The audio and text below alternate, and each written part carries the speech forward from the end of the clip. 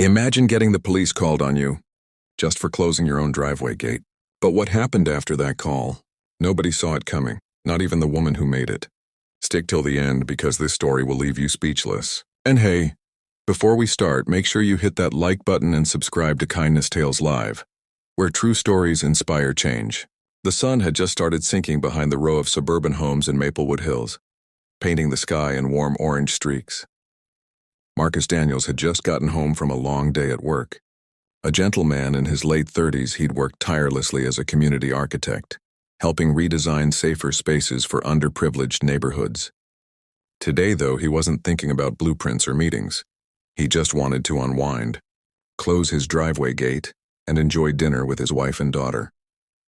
As Marcus stepped out of his truck, he noticed the familiar sound of his neighbor's curtain sliding open. Karen Mitchell, the woman who had moved into the house across the street 6 months ago, was watching him again. It wasn't the first time. Ever since Marcus had moved into the neighborhood 2 years earlier, she seemed to treat his every move with suspicion. Whether he was watering his lawn, fixing his mailbox, or greeting delivery drivers, she always seemed to be there and lurking behind her blinds, whispering into her phone and giving him that same uneasy stare. Marcus sighed, choosing to ignore it as he pressed the button to close his automatic gate. The mechanical hum filled the air, followed by a loud clank as the iron bars locked into place. But as he turned to head inside, he heard a sharp voice cut through the calm evening. "Excuse me, what do you think you're doing?" Marcus turned, puzzled. Karen stood on her porch, hands on her hips, glaring at him like he'd just stolen something. "I'm closing my driveway," Marcus replied calmly. "You can't just lock that gate. Who even gave you permission?" "This neighborhood has rules," she snapped. Marcus blinked in disbelief. "It's my property, ma'am. I've had this gate since I moved in." Karen scoffed, pulling out her phone. "We'll see what the authorities have to say about that." At first, Marcus thought she was bluffing, but his stomach sank as he heard her clearly into the phone. "Yes. Officer, there's a suspicious man blocking a driveway, yes. He's black, wearing a gray shirt. I think he's up to something." Marcus froze. Suspicious man? Up to something? He couldn't believe what he was hearing. The same old story. Assumptions, fear, and prejudice all wrapped in a single unnecessary phone call. Within minutes, the faint sound of sirens began echoing from the distance. Marcus's wife, Nicole, stepped out of the house holding their little girl's hand. "Marcus, what's going on?" she asked, worry etched across her face. He forced a reassuring smile. "Nothing, honey, just a misunderstanding." But deep down, Marcus felt a mix of anger and exhaustion boiling inside. He'd lived through these moments before. The silent judgment, the raised eyebrows, the automatic suspicion. But this time, something told him it wouldn't just be another awkward conversation with the police. Something about tonight felt different. When the squad car finally rolled up, 2 officers stepped out. One looked young and cautious, the other older, with a badge that seemed to glint brighter under the fading sun. Karen immediately ran toward them, pointing a finger at Marcus like she was presenting evidence. "There! That's him. He's been loitering and locking people out of their driveways." The younger officer glanced at Marcus, confused. "Ma'am, that looks like his driveway."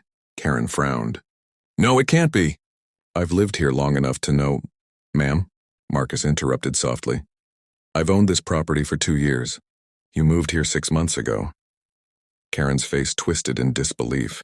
But before she could respond, the older officer turned his attention toward Marcus, his expression shifting slightly, recognition flashing in his eyes.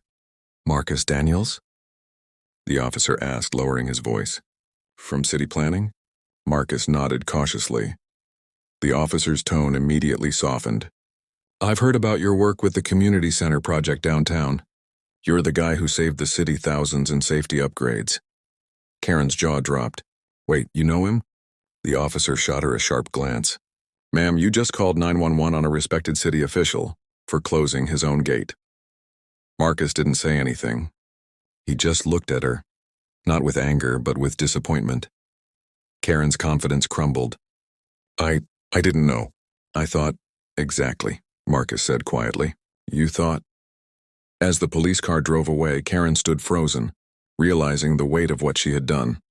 But what neither of them knew was that this incident, a simple, unnecessary call, would uncover something far deeper about her, her past, and a secret that would soon change everything. And that's just the beginning. What Marcus finds out next will leave even Karen speechless. So make sure you hit that subscribe button on Kindness Tales Live and stay tuned for Chapter 2. The next morning in Maplewood Hills was quiet, but not peaceful. Word had already spread across the neighborhood group chat about the 911 call that didn't go as planned. Some defended Karen, saying she was just being cautious. Others, though, were embarrassed, realizing that maybe, just maybe, they hadn't really known Marcus Daniels at all. Marcus, however, wasn't angry. He was tired. The kind of tired that came from years of having to prove he belonged, in schools, offices, neighborhoods, everywhere. Sitting at his breakfast table with a cup of coffee in hand, he watched his daughter Layla draw with crayons. "Daddy," she said softly, "why did that lady call the police on you?" Her innocent question hit harder than any insult could. Nicole gently placed a hand on his shoulder, giving him the look only a loving wife can, a mix of sympathy and strength. Marcus took a deep breath. "Sometimes," he said, "people make quick decisions before they really see the truth. But we can't let that make us bitter." Nicole smiled faintly. "You always take the higher road, Marcus." Later that day, as he walked to the mailbox, he noticed something unusual. Stuck between letters and bills was a plain white envelope, no name, no return address. The handwriting was shaky, almost as if written in a rush. He opened it right there by the gate. Inside was a short note that read, "I'm sorry for what happened. I didn't know who you were, but I have a problem, and I think only you can help me." Where Marcus frowned. Kay? There was no doubt who it was. That evening, as he stood watering his lawn, he saw Karen pacing nervously across the street. Finally, she gathered the courage to cross over. Gone was the arrogance from the day before. She looked smaller, her voice trembling. "Mr. Daniels, can I talk to you?" Marcus turned off the hose, unsure what to expect. "Sure, and I just wanted to say I'm sorry. What I did was wrong. I shouldn't have called the police." He nodded slowly. Apology accepted. "But why the note?" She hesitated. "Because there's something else. Something I didn't tell anyone. I saw your name on your mailbox last night, and it reminded me of something from years ago." Marcus looked confused. "What do you mean?" Karen bit her lip. "When I was a kid, my dad used to talk about a man named Daniels. Said he was a hero who saved him during a warehouse fire when he worked security. That man's name was Robert Daniels." Marcus's eyes widened. "That's my father." Karen's voice cracked. "Your father saved mine." For a moment, neither spoke. The only sound was the rustle of the trees and a distant lawnmower. She continued, tears forming in her eyes. "I didn't even put it together until after the officers left. When they said your full name, it hit me like a truck. My dad passed away 3 years ago, and I've been bitter, angry, suspicious of everyone. But your father, he gave mine a second chance at life." Marcus's chest tightened. His father, Robert Daniels, had been a firefighter for over 20 years. He remembered hearing that story. The warehouse blaze on 8th Street, the man pulled out from the smoke just seconds before the roof collapsed. "Your dad was that man?" Marcus asked softly. Karen nodded. "I didn't know who you were. I just saw what I wanted to see. I judged you before I even gave you a chance." Marcus stayed silent, processing everything. Life had a strange way of connecting people, sometimes painfully, sometimes poetically. Karen reached into her pocket and handed him a small, folded photo. It was old and worn, showing 2 men standing outside a fire station. One was clearly Robert Daniels, young, smiling proudly in his gear. The other was a man Marcus had never met before, Karen's father. "I found this in my dad's things," she said quietly. "He always said he owed his life to a Daniels. He told me, if you ever meet that family, show them kindness. I failed him." Marcus looked at the photo for a long moment. His voice was steady but warm when he finally spoke. "Then maybe this is your chance to make it right." Karen wiped her eyes. "If you'd be willing, I'd like to volunteer on one of your community projects. Help out, learn something better." Marcus smiled faintly. That would be a good start. As she walked away, Marcus felt something shift. Not just in his heart, but in the air around the neighborhood. Maybe this wasn't just about forgiveness. Maybe it was about understanding how pain can turn people blind, and how kindness could restore their sight. But later that night, When Marcus looked again at the photo, he noticed something strange. A faint symbol on the back of his father's firefighter badge in the picture. It wasn't there before. It was a marking he'd never seen, one that would lead him to uncover a hidden truth about his father and Karen's past. That night, Marcus couldn't sleep. The image of the symbol on the back of his father's badge photo kept looping in his mind. It was a simple mark, a small triangle with a single line through it. Yet something about it felt deliberate, almost like it was hiding a message. His father had never been one for mysteries. Robert Daniels was straightforward, humble, and deeply moral. But if this symbol was there, it had to mean something. Marcus sat at his desk, the dim glow of the lamp lighting up the photo. Nicole walked in wearing her robe, concern softening her eyes. "You're still up?" she asked. He nodded. "Yeah, look at this." She leaned closer. "What's that marking?" "That's what I'm trying to figure out," Marcus said. "It wasn't on his badge when I saw it years ago. Maybe it was something secret, or something he was trying to keep hidden." Nicole frowned. Hidden from who? Before he could answer, his phone buzzed. A message from an unknown number popped up. "If you want to know what the symbol means, meet me at Fire Station 14 tomorrow. Don't come alone." Marcus's pulse quickened. There was no name, but the timing was too perfect. He turned to Nicole. "Someone knows." The next morning, he drove to the old station, the same one his father had served in before retirement. The building had been turned into a local museum after the fire department relocated. The air smelled of aged brick and memories. Standing by the entrance was a man in his 60s, his frame lean but sturdy. He wore a faded firefighter jacket with the name Harris stitched on it. When Marcus approached, the man smiled knowingly. "You look just like Robert." Marcus blinked. "You knew my father?" "Worked beside him for 15 years, Harris said. "He was the best man I ever knew. Brave, honest, and carrying a burden most never saw." Marcus hesitated. "What kind of burden?" Harris's face grew solemn. "That symbol you found. Your father used it on his private journal. It meant truth before pride. It was his personal code. He started using it after the warehouse fire, the one where he saved a man named Mitchell." Marcus froze. "Karen's father?" Harris nodded. "That fire changed him. After that night, he stopped talking about what really happened inside. He said some things were better left buried." Marcus's mind raced. "You're saying my father hid something?" Harris sighed. "He didn't want anyone blamed. The truth was, that fire wasn't an accident. It was started by faulty wiring covered up by the company, and your father took the blame to protect the workers who would have lost everything. He even refused the commendation medal because he said others deserved it more." Marcus's throat tightened. That's the kind of man he was. Harris placed a hand on his shoulder. He believed in people, even the ones who didn't deserve it, including that security guard, Mitchell. But here's the twist, son. After your dad saved him, Mitchell went on to testify against the company, exposing their corruption. Your father's silence helped bring justice. Marcus exhaled, his heart heavy with pride and sorrow. He never told me any of this. He wanted you to live free of his battles, Harris said gently. But it looks like fate brought them back to you for a reason. As Marcus left the station, the world outside felt different. The wind brushed against his face, carrying with it the faint echo of his father's moral compass. That strength to forgive, to believe in doing right even when wronged.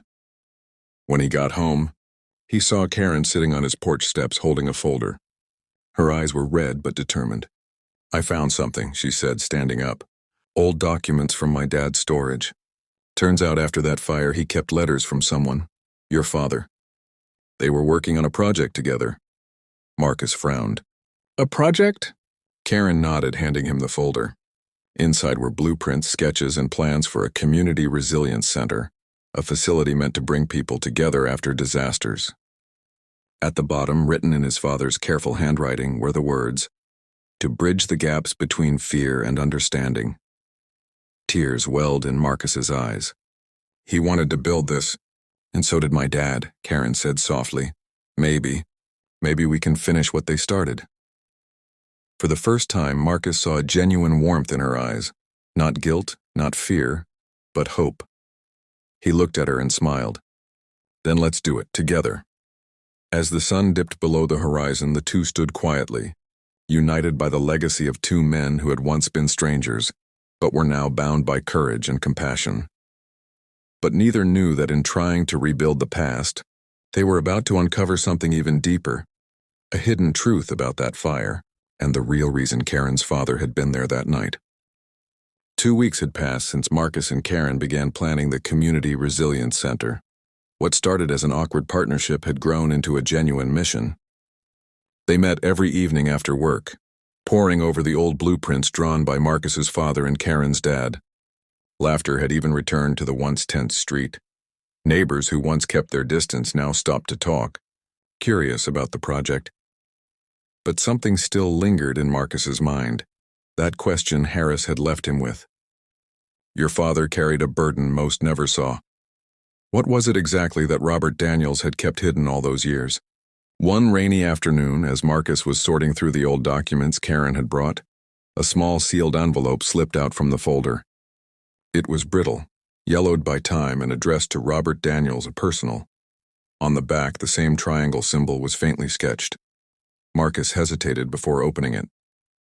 Inside was a single letter written in his father's familiar handwriting. If anyone finds this, it means the truth still matters. The night of the warehouse fire, I wasn't the only one who went inside. The man I saved, Thomas Mitchell, wasn't there by accident. He was there to expose something he was never supposed to see. Marcus's breath caught. He quickly scanned the rest. He had evidence, photos, documents, proving that the company was laundering money through fake safety contracts. But there's more. Someone from inside the department warned him. Someone high up wanted the truth out but couldn't risk their name. If this ever surfaces, protect the Mitchell family. They didn't deserve the blame. Marcus sat back, his heart pounding. His father had risked everything, not just to save a man but to protect a whistleblower. At that moment, Karen arrived, umbrella dripping from the rain. She noticed the letter in his hands and the look on his face. What's wrong? He handed it to her silently. As she read, her lips trembled. My dad was the whistleblower? Marcus nodded. Looks like it. He wasn't just a security guard that night. He was trying to bring justice. Karen sank into a chair, overwhelmed. All these years, I thought he was just in the wrong place at the wrong time. My mom said he never talked about that night again. Maybe he was scared someone would come after him. Marcus looked out the window, deep in thought. If your dad had evidence, it's possible it's still out there. Karen's eyes lit with a sudden idea. His old storage unit. I never cleared it out completely. There were boxes I couldn't bring myself to open after he died. Marcus grabbed his jacket. Then that's where we start. The storage unit sat on the edge of town, dust-covered and untouched. Karen's hands shook slightly as she unlocked it. The door creaked open, revealing stacks of boxes, some labeled, others simply marked private. They searched through old uniforms, photographs, and files. Hours passed, and just as hope began to fade, Marcus spotted a small metal box at the back. Inside were old negatives, a flash drive, and a folded note. The note was signed by Robert Daniels. Tom, if anything happens to you, make sure your daughter knows this truth one day. People deserve to know who really burned that building. Marcus's pulse quickened. Who really burned that building? He murmured. Karen looked confused. Wait, I thought it was just faulty wiring. Marcus shook his head slowly. No, my father said the company covered it up, but this sounds like someone started the fire. Karen swallowed hard. You mean arson? Before Marcus could respond, the door behind them suddenly rattled. A voice echoed from the entrance. Step away from that box. They turned. Standing in the doorway was a man in a dark raincoat, his face hidden beneath the hood. Karen's heart pounded. Who are you? The man stepped forward slowly. Someone who's been waiting a long time for that box to stay buried. Marcus instinctively shielded Karen, his voice calm but firm. You knew my father, didn't you? The man's tone hardened. Your father was a hero, but he didn't know when to quit. And before Marcus could react, the man turned and vanished into the stormy night, leaving behind nothing but muddy footprints and more questions than answers. Karen's voice shook. Marcus, what just happened? He stared at the doorway, rain pounding outside. We just reopened a story that someone was desperate to erase. Karen looked down at the flash drive in her trembling hands. Then whatever's on this must be the truth. Marcus nodded slowly, and the truth might finally clear both our fathers' names. Lightning flashed across the sky as they locked the unit and drove off, unaware that the figure in the rain was still watching from the shadows. The next morning, the world outside was calm, but inside Marcus's home, tension hung thick in the air. The flash drive Karen had found sat on the table like a live wire between them. They hadn't slept. Every time Marcus looked at it, he could feel the weight of two legacies pressing down: his father's silence and Karen's father's fear. Nicole entered quietly, placing a hand on his shoulder. "Whatever's on there," she said softly, "you'll face it together." Marcus nodded, inserting the flash drive into his laptop. The screen flickered, then opened a folder titled The Warehouse Files. Inside were photos of documents, safety inspection forms, and financial reports. But one file stood out: video evidence. He clicked it. The grainy footage began to play, time-stamped nearly 20 years ago.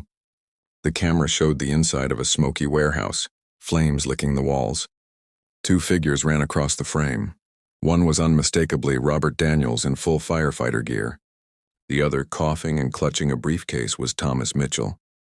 Through the static, a voice could be heard. The man filming whispered, "Get out." "It's not safe. The charges are set," Karen gasped. "Charges?" Marcus froze the video. The voice wasn't his father's or her dad's. It was someone else, someone warning them. He played the next few seconds. A sudden blast rocked the camera and the feed went black. But before it cut off, a glimpse of a third person appeared, wearing a raincoat with the same triangular symbol stitched onto the sleeve. Marcus's breath caught. "That symbol again." Karen looked pale. "The man from the storage unit. He was there that night." Marcus sat back, realization dawning. He wasn't trying to bury the truth. He's been guarding it all these years. Before they could piece it together, a knock sounded at the door. Cautiously, Marcus opened it. There stood the same man, the raincoat now dry, his face revealed, older, lined with time, eyes filled with regret. "My name's Leonard Graves," he said quietly. "I was a safety officer for the company back then. I tried to expose them, but they silenced me. I set the charges to stop the fire from spreading, but your fathers went in before I could warn them." Karen stepped forward, trembling. "You caused the explosion?" "I tried to control it," Leonard said, voice breaking.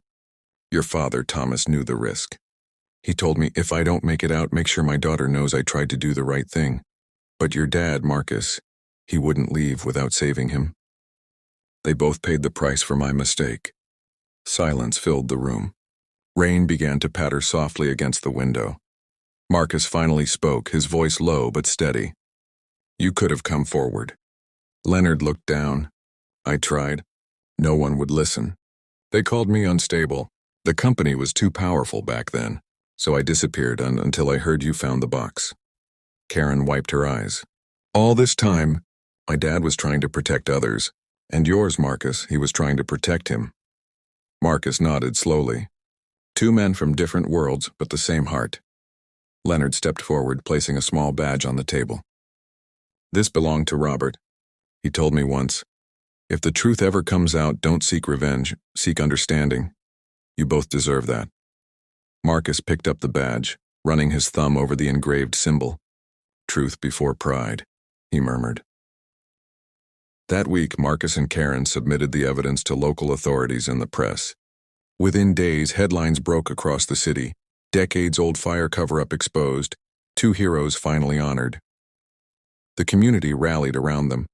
The mayor even visited Maplewood Hills to award posthumous medals to both Robert Daniels and Thomas Mitchell for their bravery and integrity. As the applause echoed, Karen turned to Marcus with tears streaming down her face. "They're finally at peace," she whispered. Months later, the Community Resilience Center was complete. The building stood tall at the edge of town, a symbol of unity, with both fathers' names engraved on a plaque at the entrance.